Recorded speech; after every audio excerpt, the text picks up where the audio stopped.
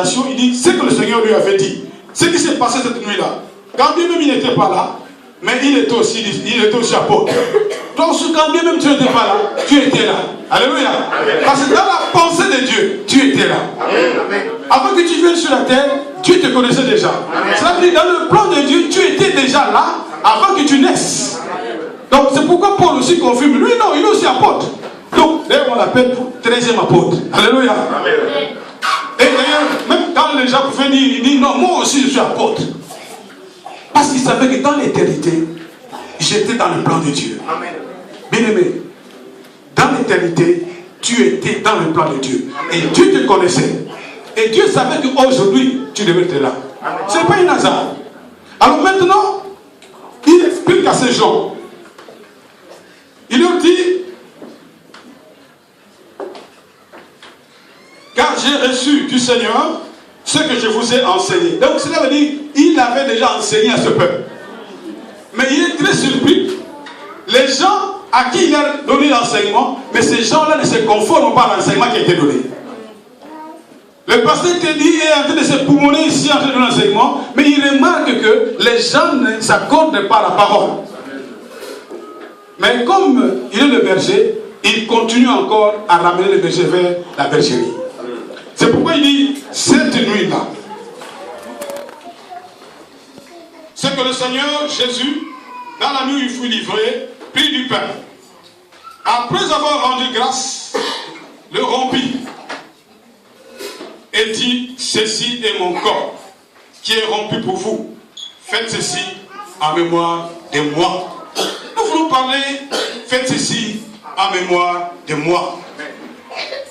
Mais laisse-moi ouvrir une parenthèse. Il y a beaucoup de courants qui parlent à propos de ce passage.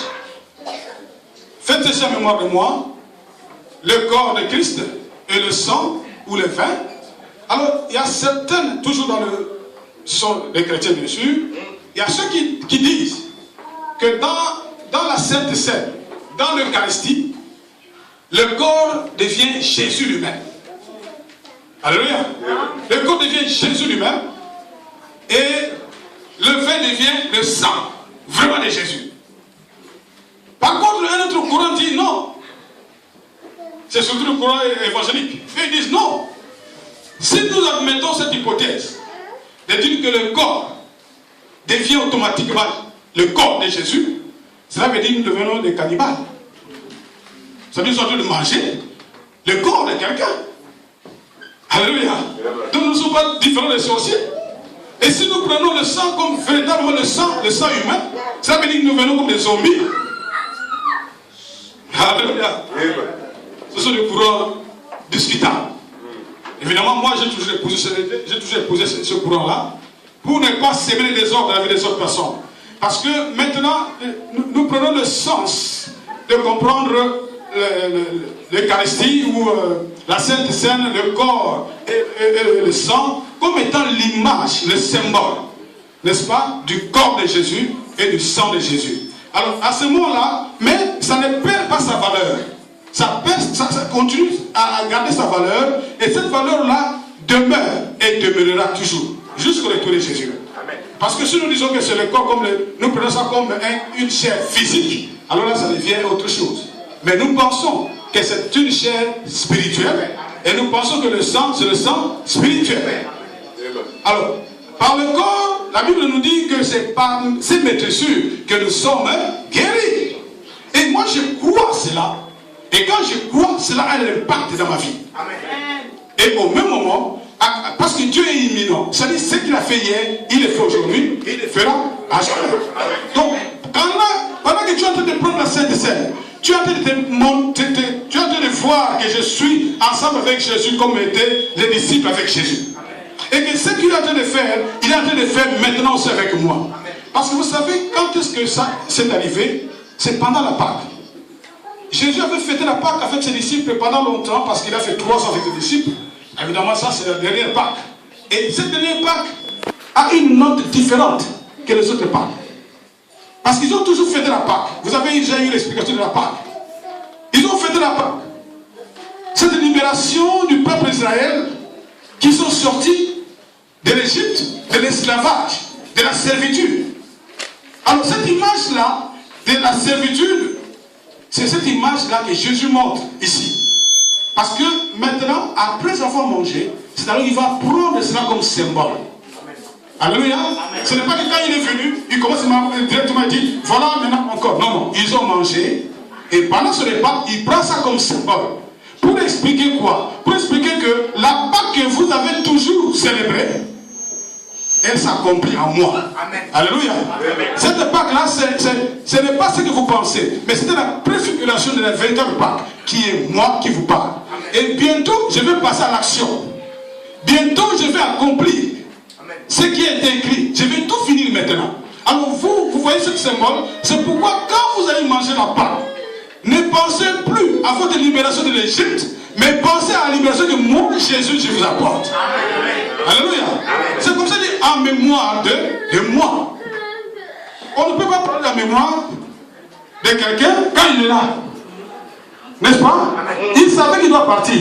Alors, vous allez toujours souvenir de moi pendant la Pâque. Au lieu de fêter la Pâque en pensant à la sortie d'Égypte, mais pensez à la sortie de l'esclavage du diable. Nous avons tous été dans la servitude du diable. Pendant que nous ne connaissions pas le Seigneur Jésus-Christ, on nous traînait par le diable comme il voulait. Mais dès que nous avons reçu Jésus comme Seigneur Sauveur, nous sommes sortis de ce filet.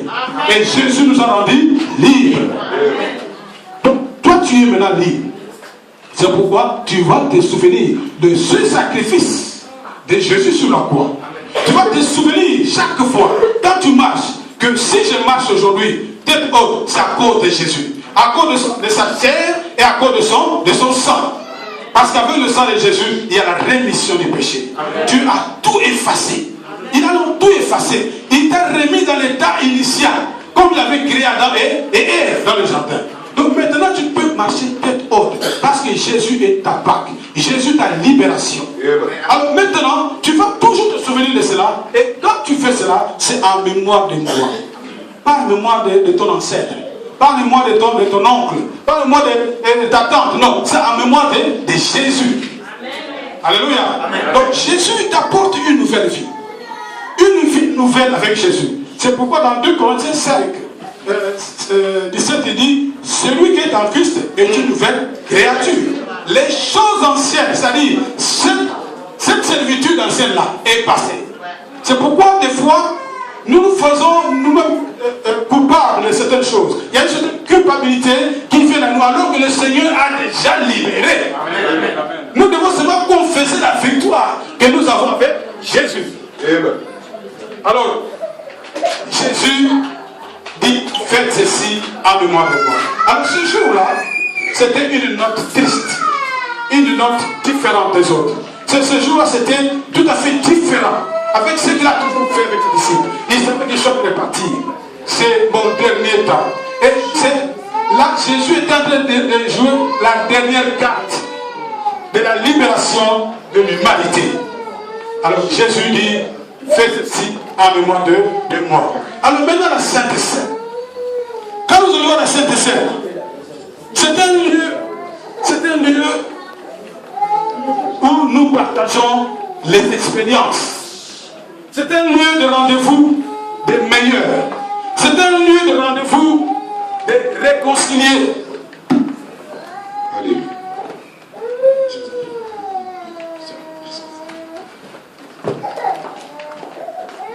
Alléluia. C'est un lieu de réconcilier. C'est-à-dire quoi? Comme j'ai dit dans 2 Corinthiens 5, vous commencez à verset 16 jusqu'à 18, vous allez voir que nous sommes réconciliés avec Dieu par Jésus-Christ. Donc Jésus est notre réconciliateur, mais c'est par lui que nous passons pour la réconciliation avec Dieu. Alors maintenant Jésus-Christ, il veut montrer par la Sainte Seine que nous sommes des réconciliés. Nous ne sommes pas les gens là qui étaient hier, derrière les cartons, derrière les jupes, derrière les bobards, derrière n'importe quoi, mais nous sommes des gens qui sont réconciliés avec le Seigneur Jésus. À ce moment-là, nous pouvons prendre part à la Sainte Seine. Amen. Alléluia. Amen. Alors, tu ne peux pas prendre la Sainte Seine quand tu continues à vivre dans l'hypocrisie, par exemple. Beaucoup de gens vivent dans l'hypocrisie. Ils croient que le pasteur de lui ne voit pas, l'évangéliste de Jésus ne le voit pas, mais ils oublient que Dieu voit. Alors si vous faites tout en mémoire de lui, vous aurez la crainte de ce Dieu-là. Partout où vous serez, vous dites non, je ferai tout en mémoire de Jésus. Alors à ce moment-là, si je fais en mémoire de Jésus, je suis en train de me regarder moi-même. Est-ce que c'est ce que je fais? Je le fais en mémoire de Jésus ou en mémoire de moi-même? Est-ce que tu mènes ta vie par rapport à Jésus ou par rapport à toi-même? Jésus est notre exemple. Jésus, c'est notre libération. En dehors de Jésus, il n'y a pas de libération possible. C'est pourquoi c'est un lieu de l'unité. Alléluia. La Sainte Seine, c'est un lieu de l'unité. Quand on dit lieu de l'unité, c'est là où nous mettons toutes choses ensemble. Nous disons, voilà, nous voulons faire ceci, nous voulons faire cela. Et nous mettons tous d'accord. Et quand nous nous mettons d'accord, nous faisons ce que nous avons dit. C'est ça le lieu de cette rencontre-là. C'est dans la Sainte Seine. Dans la Sainte Seine, les esprits s'accordent. Nous devenons un seul esprit, un seul sentiment pour le Seigneur Jésus. À ce moment-là, il n'y a plus de partage. Il n'y a pas de dire, quelqu'un va dire, moi je suis de tel, lui il est de tel. Non, il n'y en a pas. Il n'y a pas de race. Il n'y a pas, moi je suis de l'évangéliste, moi je suis du pasteur. Non, nous sommes de Jésus. Parce que c'est le lieu de l'unité. Et la Sainte Seine nous amène à être unis. Et nous pouvons discuter nos problèmes. C'est vrai. Là où il y a des gens, les problèmes ne manquent pas. Mais nous devons nous rentrer, savoir que nous nous rencontrons autour de la Sainte Seine. Et ce n'est pas un lieu de division. Ce n'est pas un lieu de discussion. Mais c'est le lieu où nous nous accordons pour élever le nom de Jésus. À mémoire de qui? À mémoire de Jésus. Alléluia. Donc, quand on est unis, on peut faire de grandes choses. Même Dieu connaît ça. C'est pourquoi vous savez le premier tour de Babel. Ces gens-là étaient ensemble. Ils commençaient à construire un tour et ils appartiennent. Et même Dieu a eu peur. Il dit, mais non, ces gens, si je les laisse, ils risquent la terre, mais réellement le ciel. Et il dit, non, il faut que je bouleverse ces gens. Alléluia. Et Dieu a créé une petite division. Mais une bonne division. Alléluia. Alors maintenant, si nous sommes unis, nous sommes capables de bâtir une grande église. Alors le diable, qu'est-ce qu'il fait? Il vient semer les désordres. Il vient semer la cisaille. Des racontars. Celui-ci va raconter des choses qui n'existent même pas.